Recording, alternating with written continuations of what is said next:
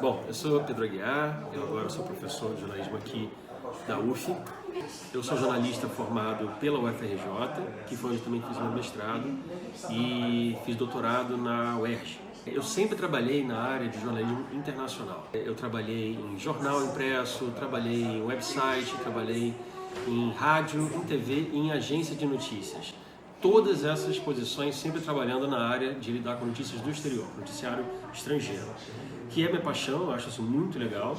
E dessa experiência profissional derivei a minha área de pesquisa, que é pesquisar como se faz jornalismo internacional e jornalismo de agências de notícias nas periferias globais.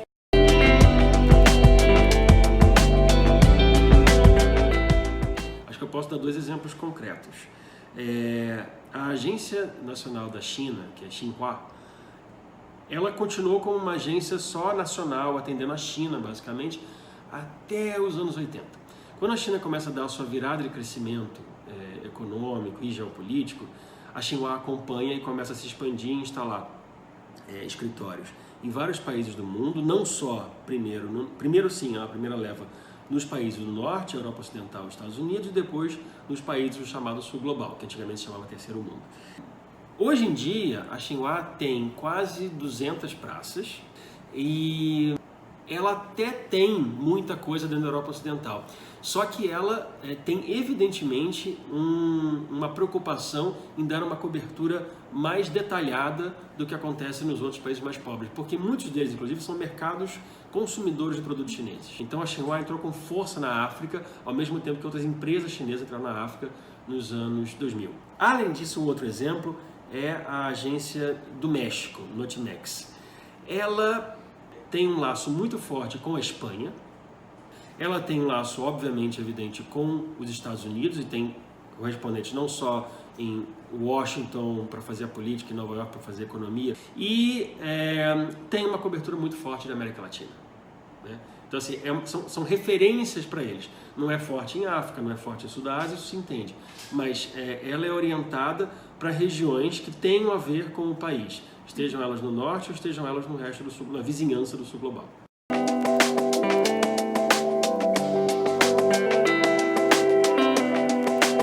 A gente tem uma imagem e muitas pesquisas feitas desde os anos 60 costumam bater na tecla de que só se fica sabendo de notícias do sul quando são coisas exóticas, ou catástrofes, ou conflitos e guerras e golpes de Estado. Isso é verdade se a gente pensa na mídia. De fato, se a gente for pensar quantas vezes você escutou falar no Suriname, que é um país vizinho do Brasil, desde que você nasceu. Quantas notícias você lembra de ter visto no Suriname? Pois eu lembro de ter visto nos últimos 10 anos, uma com um conflito que aconteceu quando brasileiros foram mortos lá, e outra com a eleição de um antigo ditador, tá? Que era o Décio Butterse. Ou seja, uma relacionada a crime, né, e outra relacionada a uma política populista, né, próxima da ditadura e tudo mais. Esses estereótipos, eles são mantidos pela pauta da cobertura internacional dos veículos de comunicação. Só que as agências, como eu falei, elas têm estruturas permanentes de cobertura. Então, se você pegar o que uma agência como a Reuters, tá, deu sobre o Suriname nos últimos 10 anos, foi muito mais do que isso. Porque eles têm correspondentes, quer dizer, não sei se eles têm correspondente especificamente lá em Paramaribo, mas eles dão notícia lá com muito mais frequência. O que acontece é que essas notícias elas não são publicadas pelos veículos de comunicação que são assinantes das agências. Quando eu trabalhei em agências de notícias, a gente dava notícias sobre Costa do Marfim, sobre Tailândia, Costa Rica, República Dominicana, tá? Praticamente todo dia. O problema é que quando que alguma coisa consegue furar aquele filtro, né, da redação, que é o que a gente chama de gatekeeping, alguma teoria de jornalismo chama com esse nome, e conseguir ser publicada.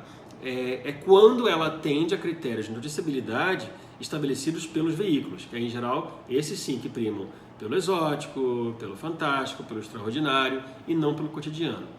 O problema disso a longo prazo é a gente criar essa imagem de que nos países mais pobres é o tempo todo guerra e desastre e epidemia, né? Ou alguma coisa muito exótica, que é o que a gente chama de fait divers, Quando na verdade, às vezes foram 2 notícias assim no espaço de 10 anos.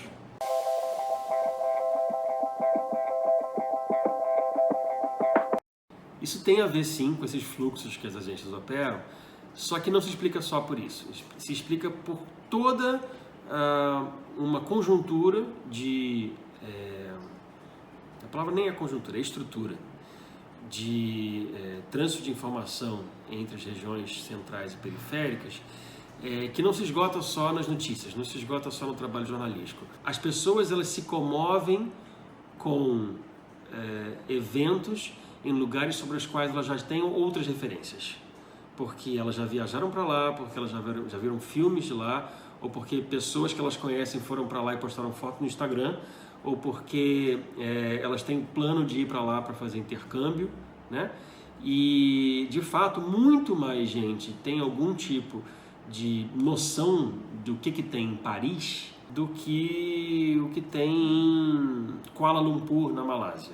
Se a gente tiver um incêndio que destrua um templo malaio, onde tem civilização de milenar também, certamente não vai ter a mesma comoção, porque Paris é a cidade mais visitada do mundo. E aí mais pessoas já viram filmes franceses, já pensaram em estudar na Sorbonne, ou conhecem alguém que foi para Paris, tem uma tia que foi para Paris, e aquilo ali tem algum tipo de relação com elas. Essa explicação de por que as pessoas têm mais relações com lugares dos centros do sistema mundo, ela é uma explicação que depende da gente estudar a estrutura econômica global. Não tem como fugir disso. Não pode achar, é uma questão cultural, porque os franceses fizeram mais coisas. Não. Tem inúmeras outras culturas que legaram à humanidade patrimônios riquíssimos, tá? Tanto quanto, às vezes, mais do que os franceses. E, no entanto, a posição centralizada, né, da França e da Europa Ocidental dentro dessa estrutura desse sistema mundo, ela faz com que os olhos estejam voltados para lá, né?